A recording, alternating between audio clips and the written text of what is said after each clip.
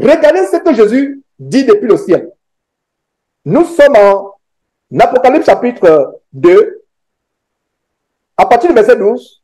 Qu'est-ce que nous voyons? Le Seigneur Jésus dit ceci. Il s'adresse à Jean, écrit à l'ange de l'église de Pergame. En passant, est-ce qu'on a besoin d'écrire un ange? Soulignez ange, je vais vous expliquer ce que c'est ange. C'est un verset qui a causé beaucoup de confusion dans la tête de beaucoup de personnes. Le Seigneur Jésus a-t-il besoin de s'adresser à un ange par l'écrit de Jean? Question. Non, absolument pas, n'est-ce pas? Les anges sont au ciel avec Jésus-Christ. Donc, pour s'adresser à un ange, parce qu'il y a des prédicateurs qui disent qu'il y a des entités angéliques qui sont au-dessus de chaque église. Non, ce n'est pas la parole de Dieu. Ce n'est pas clair. Non. Le Seigneur Jésus est la tête de son église. Il n'a pas besoin de passer par un ange. Vous voyez, des détails comme cela, c'est des détails tellement, des révélations tellement importantes. Et nous mettons en nu la fausseté. Il y a un mouvement d'angélologie, de démonologie, que les faux pasteurs comme l'homosexuel Tatou, ils enseignent. De l'angélologie. Ils vont vous prendre ces versets pour dire que chaque église a un ange. Il faut te connecter à cet ange pour recevoir les grâces de cette église. Est-ce que vous voyez le danger? Ici, il ne s'agit pas d'ange. Tel que nous sommes habitués à voir les apparitions d'anges. Il s'agit d'autre chose. Parce que le mot ange vient du mot grec. Je ne vais pas vous épater ou vous émerveiller par ce pédantisme avec les mots grecs et autres, mais la racine du mot ange, c'est angelos, ou angeles, peu importe ce que vous préférez, soit le latin, soit le grec, angelos ou angeles, qui signifie messager. Et nous sommes les messagers du Seigneur Jésus-Christ. Nous sommes les envoyés de Dieu pour prêcher l'évangile. La Bible dit qu'ils sont beaux les pieds de ceux qui annoncent la bonne nouvelle, n'est-ce pas? Donc, ange ici, ce n'est pas les entités spirituelles angéliques qui sont au-dessus de l'église de chaque ville. Et que les faux pasteurs vous enseignent à connecter. Ils vous disent que telle ville a une entité. Ne pas confondre avec les entités des anges de Dieu qui sont au-dessus de chaque ville. Voilà ce que je donne comme conseil. Quand vous voyagez dans un pays, dans une ville, avant de faire le voyage, priez Dieu d'abord, parce qu'il y a un verset qui dit que Dieu bénit votre aller, votre retour. Mais prenez autorité sur les entités spirituelles qui sont, parce que il y a les entités spirituelles qui sont au-dessus de chaque ville, de chaque village. Le royaume de Satan est tellement structuré. Oh, mon frère Bertrand, je ne sais pas si tu es connecté, et si tu peux nous retrouver l'enseignement de la structure du royaume de Satan. J'ai approfondi ces choses dans cet enseignement-là, la structure du royaume de Satan. Chaque ville a des entités sataniques. Chaque village, jusqu'à chaque famille. Il y a les esprits familiers de chaque famille. Dans chaque maison, dans chaque village. Et quand nous nous convertissons à Jésus-Christ, nous coupons tout pont avec ces entités sataniques. C'est pour ça qu'il y a ce verset qui dit qu'il n'y a plus aucune condamnation pour ceux qui sont en Jésus-Christ. Et que Jésus est devenu une malédiction pour nous. Vous voyez, il y a les veillées de prière, on dit nous coupons les malédictions générationnelles. Il y a même des programmes de cure d'âme. Vous allez chez un faux pasteur pour recevoir la délivrance, on vous donne un papier, cure d'âme. Et c'est incroyable, moi je le faisais. Je faisais les cures d'âme. Incroyable. Quelqu'un vient te voir, tu fais cure d'âme. Il y a même des questionnaires sur Internet de cure d'âme. Quand vous laissez la Bible, vous êtes perdu. C'est pour ça que le seul livre que j'ai, si je vous dis qu'il y a un livre, en dehors par exemple, il y a un livre d'histoire, comme celui de Franck Viola. Parce que Franck Viola, c'est un livre d'histoire. Il vous montre comment, quand est-ce qu'il y a eu la première chorale, et c'est documenté. Quand est-ce que le clergé chrétien est devenu clergé avec l'école pastorale. Quand est-ce qu'il y a eu la première école de théologie? Donc, il vous documente. Franck Viola, c'est le seul livre que j'ai toujours recommandé parce que c'est un livre d'histoire. Il a fait des recherches historiques pour vous montrer. Maintenant, le seul livre de doctrine, c'est la Bible. C'est la Bible. Donc, dans chaque village, dans chaque famille, il y a des entités spirituelles. Et dans chaque pays. Et qu'est-ce qui arrive quand je suis parti par exemple au Cameroun? Dieu ne m'a pas caché les ennemis qui m'attendaient. Et pour ceux qui ont vu la vidéo, vous voyez comment je me suis même retrouvé en train de prêcher dans une église, entre guillemets, et ce faux pasteur, avec sa caméra, à faire des montages, pas dans l'ordre, avec des séquences différentes, pour dire que voilà, ce qu'il vous a montré est faux. Il y avait plutôt la cordialité, etc. Mais il y a des frères qui me disent, mais tu as dénoncé ce pasteur, voilà la vidéo qu'il a postée. Il a posté une vidéo, vous êtes plutôt en train de... tu es en train de boire. Ça, c'est... Quand vous allez chez quelqu'un, vous n'allez pas forcément avec la guerre. Non, il faut la sagesse. Tu ne vas pas avec brutalité chez quelqu'un, il est chez lui. Donc, il faut la sagesse, il faut la douceur pour permettre à ce monsieur d'accepter à l'interviewer et à le dénoncer. Donc, il a fallu cette courtoisie, mais lui s'est concentré sur les parties où il y avait le moment de courtoisie pour dire que ce monsieur me dénonce, mais regardez comment le moment de courtoisie, au début, il n'a pas montré ce moment de courtoisie. Vous voyez comment les gens sont malins. Mais nous dénonçons. Parce que vous allez, vous dites, ok, vous n'allez pas commencer à crier, vous allez vous dire, monsieur, me voici, est-ce que, voilà, je me présente tel. Il y a un moment de détente au début, mais après la détente, j'ai donc commencé à dénoncer. Mais lui, il a fait sa vidéo, il a montré la séquence à l'envers pour dire que non, ce monsieur, ce qu'il vous dit n'est pas vrai. Et donc, quand je suis parti au Cameroun, le plan de Satan, c'est que je ne devais pas retourner du Cameroun vivant. Soit je ne retournais pas vivant, soit j'étais en prison. Parce qu'il y a beaucoup d'ennemis au Cameroun, des faux pasteurs. Je suis même allé dans le temple de Charles Somba, qui ne vit plus aujourd'hui, qui était là en France, se moquait de moi. Il s'est moqué de moi copieusement lors d'une émission. Et je l'ai averti, même après s'être moqué de moi, j'ai fait une vidéo pour se moquer de moi. Donc, quand je suis parti au Cameroun, j'ai pris autorité, c'est un conseil que je vous donne. Priez Dieu, que Dieu bénisse votre voyage, mais nous avons aussi l'autorité sur la base de Matthieu chapitre 18, verset 18, qui dit quoi? Tout ce que vous liez sur terre est lié au ciel. Matthieu 18, 18, c'est un verset de combat. Tout ce que vous déliez sur terre est délié. Donc, nous avons l'autorité. Donc, avec foi, dès que je suis arrivé au Cameroun, après, je ne sais pas combien d'années, j'ai mis les pieds sur l'aéroport. J'ai dit, Seigneur, bénis. Mes frères étaient venus, tout un groupe de personnes venus m'accueillir. J'ai mis mes pieds au sol, j'ai dit, Seigneur Dieu, je te rends grâce. Je te remercie de ce que tu m'as permis d'être sur terre. Je te rends grâce pour notre séjour. Quand je me suis levé, j'ai pris autorité sur les entités. Il m'entendait parler. Je lis toute entité spirituelle qui est au-dessus de ce pays, qui dirige ce pays, toutes les entités spirituelles. Il m'a entendu prier, il ne savait pas pourquoi je prie. C'est ce que je vous révèle aujourd'hui. Qu'il y a les entités qui sont au-dessus de chaque pays, les entités spirituelles sataniques. Mais ce verset ne dit pas qu'il y a un ange dans chaque église, au-dessus de chaque église. Vous qui êtes à Paris, église de Paris, il y a un ange au-dessus. Jésus-Christ est avec les anges au ciel. Quand Jésus envoie dans une commission où Dieu son Père, il envoie tel ange, l'ange part. Il a besoin de passer par un homme comme vous et moi pour qu'on lui écrive un ange. Conclusion, cet ange n'est pas un ange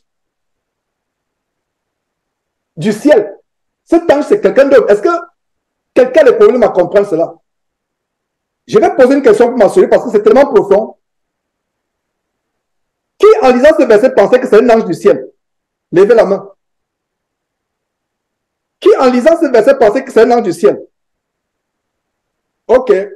Maintenant, voilà. Les gens, Sarah a levé la main. Il y a les gens qui n'ont pas de caméra et qui lèvent aussi les mains. Ok. Maintenant, est-ce que, allez examiner plus tard. Allez examiner ce que, parce que, mettons la mentalité bénie en pratique. Mais est-ce que ce qui est dit a un sens? Est-ce que ce qui est dit a un sens maintenant? Vous qui pensez que il s'agit d'un ange du ciel. Est-ce que ça a un sens? Si ça a un sens, ou alors si vous ne comprenez pas encore, prenez le temps d'aller examiner. Ne vous précipitez pas à dire que ça a un sens parce que, non. Mais si vous comprenez, si les yeux sont ouverts, ok, Dieu soit loué.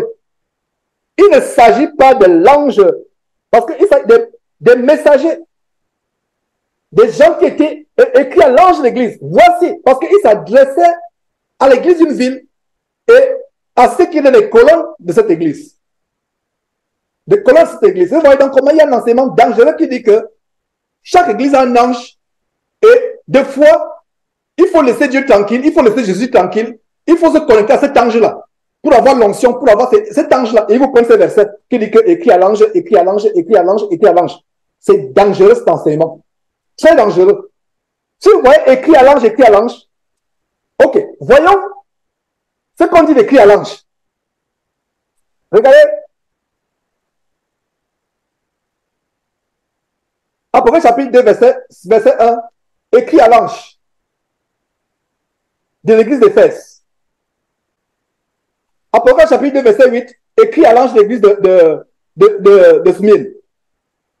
Apocalypse chapitre 12, etc. Écrit à l'ange, écrit à l'ange. Apocalypse chapitre 2, verset 18. Écrit à l'ange de Thyatire. Etc., etc. Chapitre 3, verset 1. Écrit à l'ange de l'église de Sardes. Examinez ces écritures. Et si vous voyez ce que Jésus dit à Jean d'écrire, vous allez conclure qu'il ne s'agit pas des anges du ciel. Il s'agit des choses concernant les problèmes de l'église locale. Jésus ne peut pas dire qu'on écrive à un ange du ciel en passant par un homme. Non. L'ange n'a même pas besoin d'une lettre. L'ange du ciel n'a pas besoin d'une lettre. C'est tellement profond ce qu'il dit. Vous n'êtes pas obligé d'être d'accord avec moi maintenant, mais si vous ne comprenez pas encore, ou si vous n'êtes pas d'accord avec ce qu'il dit, mettez une parenthèse, vous creusez, vous reviendrez, vous allez me dire, oh Georges, mes yeux sont ouverts, je comprends. Ça a un sens. Jésus n'a pas besoin de passer par un de ses disciples pour communiquer avec un ange du ciel. Il est avec les anges du ciel là-bas. Est-ce que vous comprenez? Il passe d'abord. Il y a un intermédiaire. L'intermédiaire, c'est qui? C'est son disciple pour écrire un ange qui est avec lui au ciel. Quelle est la demeure des anges? Question. La demeure des anges, c'est où? N'est-ce pas là où Jésus est avec son Père? Quelle est la demeure, vous et moi, physiquement, comme Jean? N'est-ce pas la terre? Alors, comment Jésus ou Dieu va passer par un homme, écrire une lettre? Et je vais vous annoncer une bonne nouvelle. Dieu n'a pas besoin, ou Jésus n'a pas besoin de passer par une lettre pour communiquer avec un ange. Il n'a pas besoin. Donc, ange ici, c'est messager. Ça n'a rien à voir. C'est les colonnes de l'église. Si vous ne comprenez pas encore, ce n'est pas grave, vous allez comprendre. Mais comprenez qu'il ne s'agit pas d'un ange. Voilà une parenthèse importante qui démolit l'angélologie. Il y a toute une doctrine des démons qui s'appelle l'angélologie, les tatous et autres, c'est-à-dire que adore les anges. Et si vous n'avez pas suivi l'émission de la cabale juive avec l'influenceur camerounais Philippe Simo qui avait été invité par le kabbaliste Castanou, allez suivre. Vous allez voir les anges qui sont au sommet, qui sont derrière les anges déchus, les démons, qui sont derrière les 10 séphirotes ou séphirotes de la cabale juive. La cabale juive, c'est cet arbre de mort qui a 10 boules. Derrière chaque boule, c'est un démon qu'il faut adorer. Et les démons, c'est qui? C'est les anges déchus. L'histoire de Genèse chapitre 6 nous montre un détail des anges qui quittent le ciel pour convoiter les femmes sur terre. Et il y a un verset qui dit que Dieu trouve de la folie dans ses anges. Dieu trouve de la folie dans ses anges. Et nous voyons l'exemple de folie en Genèse chapitre 6. Ces anges qui ont quitté leur domicile céleste et qui ont trouvé que les filles des hommes, des humains étaient belles. Ils sont venus s'accoupler. Mais quand ils ont fini, ils sont accouplés. Vous pensez qu'ils sont retournés au ciel? Ils ne sont pas retournés au ciel. Un ange ne peut quitter son domicile céleste que par mission de Jésus-Christ de Dieu. Et quand il a fini, il repart. Il a fini. Les anges habitent au ciel avec Dieu, avec Jésus-Christ. Quand il quitte le ciel, c'est par permission. Il ne peut pas quitter sans permission. Il vient, il fait une mission. Allez lire le jeu de Daniel. Je crois Daniel chapitre 10. Quand l'ange vient, il vient avec une mission. Dès qu'il finit, il part. Nous les hommes, nous sommes friands de mystère. Étant friands de mystère, beaucoup de faux pasteurs comme Tatou utilisent notre amour pour le mystère pour nous séduire avec les doctrines de démons. Jésus-Christ est le consommateur de notre foi. Jésus-Christ est le seul médiateur. Nous n'avons pas un autre médiateur en dehors de Jésus-Christ. Ce n'est pas la Vierge Marie. D'ailleurs, qui n'est pas demeuré vierge. Ce n'est pas un ange qui nous amène vers Dieu. Le seul médiateur, le seul pont, c'est Jésus-Christ. Si vous écartez ce pont et vous mettez un ange, c'est dangereux. Donc l'ange ici, ce n'est pas mon opinion à moi. Je vous dis avec certitude que l'ange ici n'est pas l'ange du ciel. Si vous ne comprenez pas, par la grâce de Dieu, vous allez comprendre. Et vous allez m'appeler, même dans la semaine, vous dire, oh, Georges, j'ai compris. Enfin, parce que lisez très bien ce que Jésus dit d'écrire aux différents anges. Et vous allez vous rendre compte que ce ne sont pas les informations qui sont adressées à l'ange, aux anges du ciel. Ouais. Donc, j'espère que c'est clair, on peut continuer. Donc, n'oubliez pas que nous sommes en train de voir Balaam et on va introduire Balaam, même pas introduire si on ne lit pas ces détails. Voici ce que dit celui qui a l'épée à deux tranchants, l'épée aiguë à deux tranchants. Je sais où tu demeures, je sais que là est le trône de Satan. Donc, à Pergame, Satan avait son trône. Et là où Satan a son trône, ce n'est pas par hasard que c'est là où il y a la doctrine de Balaam. Je vous en prie, frère, je vous en supplie, suivez attentivement ce qu'il vient de dire. Il n'y a pas de hasard. Jésus va parler de la doctrine de Balaam. Et la doctrine de Balaam se trouve où? Là où Satan a son trône. Conclusion, les églises aujourd'hui où il y a la doctrine de Balaam, l'évangile de la prospérité, c'est là où Satan demeure. C'est là où Satan demeure. C'est là où Satan demeure. Tu retiens mon nom et tu n'as pas renié ma foi, même au jour d'Antipas, mon témoin fidèle qui a été mis à mort chez vous, là où Satan a sa demeure. Les gens ont fait un documentaire sur l'Antipas. Je ne sais pas si c'est vrai, mais je me fie pas au documentaire, je me fie à la parole de Dieu. Mais le documentaire montre Antipas qui est rôti à l'intérieur d'un taureau en fer. Un taureau en fer, on a rempli d'huile, donc on le rôtit et on le rôtit dans un taureau et il poussait des cris effroyables pour... On avait l'impression que c'est le taureau qui était en vie, le taureau en acier. Ça, c'est le documentaire. Mais notre frère Antipas a souffert dans Pergame. Il a été mis à mort. C'est tout ce qu'on fait. Il a souffert comme Étienne. Là où Satan a sa demeure. Donc, nous voyons au verset 13, deux fois, nous voyons Satan a sa demeure, à son trône, Satan a sa demeure. C'était Pergame. Et quelle est la caractéristique de Pergame où Satan a son trône, où Satan a sa demeure? Ils avaient quoi? La doctrine de Balaam. Et nous allons voir l'enseignement d'aujourd'hui, l'étude d'aujourd'hui, c'est pour nous montrer en profondeur qu'est-ce que la doctrine de Balaam. Verset 14. Mais j'ai quelque chose contre toi. Donc, regarde, le Seigneur Jésus loue. Regarde, il a fait de louer un ange. Il loue un ange. Il dit, et cet ange-là, ce n'est pas l'ange du ciel.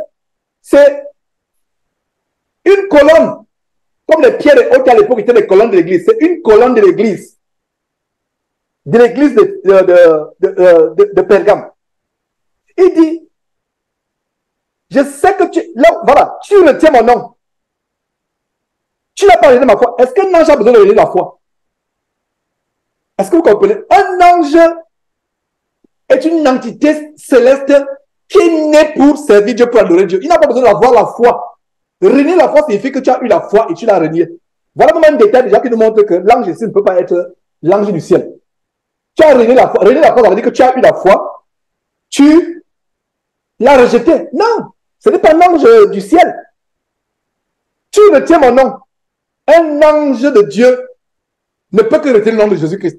S'il ne retient plus le nom, c'est qu'il est devenu un démon, il est devenu déchu, il a été chassé du ciel. Est-ce que vous comprenez? Rien qu'à ce niveau, ce petit détail nous montre que ce n'est pas un ange céleste, c'est un messager.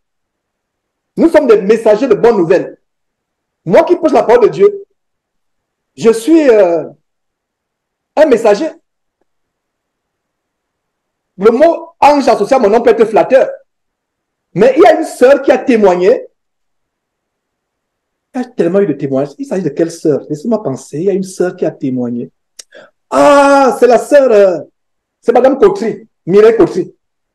Comment il y avait une femme de ménage que Dieu a utilisée comme un ange. Voilà le mot ange. Est-ce que c'était l'ange du ciel? Non. Cette femme de ménage était d'un caractère merveilleux. Mireille n'était pas encore convertie. À l'époque, elle était en Côte d'Ivoire. La mère de Mireille avait un caractère difficile, ne traitait pas bien cette femme. Mais cette femme a influencé positivement Mireille sans ouvrir la Bible, sans enseigner la parole de Dieu. Mireille en a gardé un très bon témoignage. Mireille a partagé ça un dimanche ici. Quand nous permettions, avant que les sœurs reçoivent l'instruction, qu'on mette la parole de Dieu en pratique, que les sœurs doivent rester dans le silence, etc. Mais elle a partagé cela il y a plusieurs semaines, il y a plusieurs mois, mais je retiens ça aujourd'hui. Pourquoi je retiens? Ça m'a marqué. Que comment Dieu a envoyé une femme de ménage qui travaillait pour sa mère, mais comment il a influencé Mireille. C'était un ange. Est-ce que vous comprenez? Un ange ne réunit pas la foi. Un ange ne cesse pas un moment de retenir le nom de Jésus-Christ. C'est nous chrétiens qui faisons nos forces par rapport à la foi. Est-ce que vous comprenez? Donc, conclusion, rien qu'au verset 13, ce n'est pas un ange du ciel. Quand un ange du ciel ne retient plus le nom de Jésus, il est chassé du ciel. Dieu ne peut pas tolérer la petite impureté même de cœur dans le ciel. Rien qu'à ce niveau, vous comprenez que ce n'est pas un ange céleste. C'est un ange messager, un être humain qui est allé. En fait, ça, c'est les colonnes des églises, Pergame, Sardes, etc. Philadelphie. Mais j'ai quelque chose contre toi. C'est que tu as des gens attachés à la doctrine de Balaam. Tu as des gens. L'ange a des gens. Quels gens? Les fidèles. En fait, c'était un évêque. L'ange, c'est celui qui veillait. Parce que le mot évêque vient du mot grec épiscopes. Et pardonnez-moi ces mots, pour moi pédant. Mais il faut que vous sachiez l'origine. Parce que j'ai horreur d'utiliser ces mots grandiloquents dans mes enseignements. Je n'aime pas. Même quand quelqu'un enseigne, ça fait pédant, c'est comme si quelqu'un paraissait supérieur à vous. C'est pour ça que je vous demande constamment pardon. Pardonnez-moi quand j'utilise ce mot, parce que ce n'est pas parce qu'il veut se sentir supérieur ou non. Mais la racine du mot, tout simplement, évêque, c'est épiscopes, duquel nous avons la racine, nous avons le mot épiscopal. Les catholiques aiment bien ce mot, l'être épiscopal. Épiscopes, vous voyez aujourd'hui, le mot évêque, c'est quelque chose de grand. Vous voyez le capuchon sur la tête, le chapeau haut perché, qui n'est que le symbole des prêtres Dagon, des prêtres qui adorent le dieu Dagon, les Philistins. Donc le chapeau des évêques, là, c'est le symbole du poisson des grands prêtres de la divinité satanique Dagon, ou Dagon. Alors, pour nous, évêque, c'est quelque chose de grandiose. Vous voyez la cape, la toge pourpre. Pourtant, évêque, c'est simple. Un évêque, c'est quelqu'un qui veille sur les autres. Donc, si vous avez en charge d'une église de maison, dans votre maison, mon frère, vous êtes l'évêque. L'évêque. Les mots simples comme le mot évêque ont été l'objet de grandiloquence, de fanfaronnade. Le mot évêque aussi simple, évêque signifie que vous prenez soin. Vous veillez. Ça commence par ma maison. Je suis l'évêque de ma maison. Je veille sur mes enfants. Et quelques frères, par exemple, qui viennent prier avec nous, quelques sœurs, je veille sur eux. C'est ça un évêque. Et maintenant, si c'est dans le cas de toute une ville, les anciens de cette ville sont les évêques. Paul était l'évêque. Pierre était l'évêque. Quand il va passer un temps avec les Éphésiens ou avec les Colossiens, tout ce temps-là, il a donné la parole de Dieu. Il était leur évêque. Sans capuche, sans habit de roi, sans soutane, sans col pastoral, etc. Il était l'évêque. Donc, regarde ce qu'on reproche à l'évêque. Tu as des gens, donc ce n'est pas les gens d'un ange. C'est les gens de cet évêque de Pergame. Tu as les gens attachés à la doctrine de Balaam, qui enseignait à Balak de mettre une pierre d'achoppement devant les fils d'Israël pour qu'ils mangeassent des viandes sacrifiées aux idoles et qu'ils se livrent à l'impudicité. Donc, commençons à décortiquer la doctrine de Balaam. Et plus tard, Jésus parle de la doctrine des Nicolaïtes. Donc, il y a plusieurs. La doctrine de Balaam, c'est quoi? Dans la doctrine de Balaam, il y a quoi? Et vous allez voir les églises, bâtiments abominables défiler devant vous. Dans la doctrine de Balaam. Allons, pas à pas. Nous sommes au verset 14. Commençons par les paroles de Jésus-Christ. Alors, une pierre d'achoppement devant les fils d'Israël. Pierre d'achoppement. Quelle est la plus grande pierre d'achoppement dans la vie de quelqu'un? N'est-ce pas une pierre qui t'empêche d'aller au ciel? Ça, c'est le premier point. Pierre d'achoppement, une pierre qui t'empêche d'aller au ciel. Les faux pasteurs attachés à la doctrine de Balaam, et la doctrine de Balaam, c'est l'argent. Parce que nous allons voir d'où elle commence. Elle commence avec l'argent. C'est le roi Balak qui appelle Balaam qui dit que je veux que tu me maudisses Israël. Maudis-les pour moi. Parce que tu as le pouvoir de maudire. Et qui tu maudis est maudit. Qui tu bénis est béni. Donc, viens, prends l'argent et tu vas maudire. Pourquoi je parle de Balaam en tant que marabout? Nous allons voir que Balaam, pendant des années, je pensais que Balaam était un prophète de Dieu. Balaam n'est pas un prophète de Dieu. Nous allons découvrir là où Balaam est issu.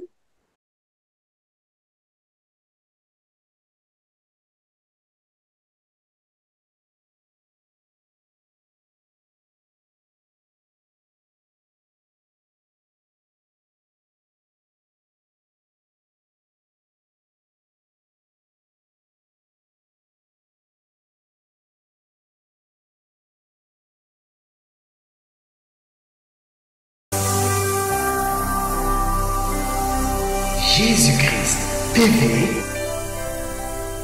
vous connaîtrez la vérité et la vérité vous affranchira. Jésus-Christ TV, vous connaîtrez la vérité et la vérité vous affranchira.